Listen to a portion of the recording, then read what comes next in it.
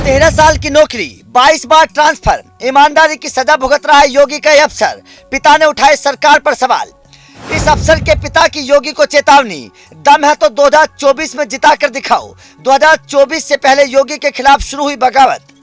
योगी के इस अफसर के ट्रांसफर पर मचा बवाल। पिता ने खाई बीजेपी को वोट न देने की कसम, कहा ईमानदारी की सजा भुगत रहा बेटा।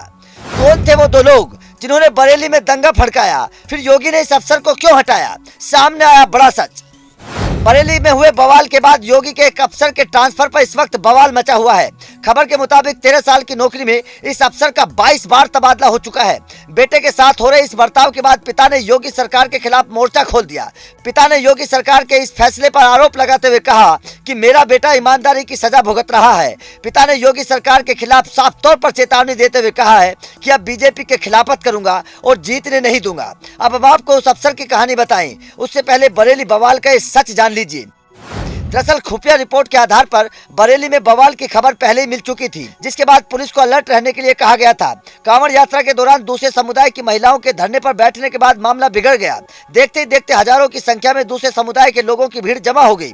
हालात दंगे जैसे बनते चले गए। बिगड़ते हालात को देखते हुए एसएसपी प्रभाकर चौधरी ने लाठीचार्ज के आदेश दे दिए। इतना ही नहीं, खबर थी कि कांवड़ियों के जत्थे में हर्ष पंडित और आनंद वाल्मीकि नाम के दो लोग शामिल हो गए थे। दोनों ने फायरिंग करके दंगा कराने की कोशिश की, जिसके खिलाफ पुलिस ने बरादरी थाने में रिपोर्ट दर्ज की है।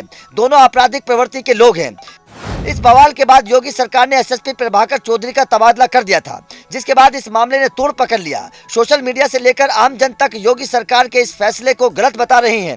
लोगों का कहना है कि जिस आईपीएस अधिकारी ने बरेली में दंगा होने से बचाया था, सरकार ने उसे इनाम देने की बजाय उसके हाथ में ट्रांसफर लेटर थमा दिया। प्रभाकर चौधरी के पिता पारसनाथ चौधरी ने तो योगी सरकार को खुले तौर पर चेतावनी दे दी। उनका कहना है कि बेटे का बार बार ट्रांसफर नहीं होना चाहिए। पिता ने कहा कि जिस रास्ते से कांवड़िया जाने की जिद कर रहे थे, अगर उनका बेटा वहां से जाने का आदेश दे देता तो 25 से ज्यादा लोग मारे जाते। उनके बेटे ने दंगा होने से बचा लिया, जिसकी सजा उसे ट्रांसफर के रूप में मिली। पिता ने साफ तौर पर आरोप लगाते हुए कहा कि मेरे बेटे की सबसे बड़ी कमी उसकी ईमानदारी है। कुछ नेता दबाव डालकर गलत काम कराना चाहते हैं, जिसे वो इनकार कर देता है। इस वजह से वो नेताओं की नजरों में खटकता है। इसके बाद पारसनाथ चौधरी का दिल रो पड़ा और कहने लगे कि मैं 40 सालों से बीजेपी से जुड़ा हूं, सालों से संघ के कार्यकर्ता के तौर पर काम कर रहा हूं, लेकिन अब बीजेपी की खिलाफत करूंगा और आने वाले चुनावों में कुछ इलाकों में बीजेपी को कभी भी नहीं जीतने दूंगा।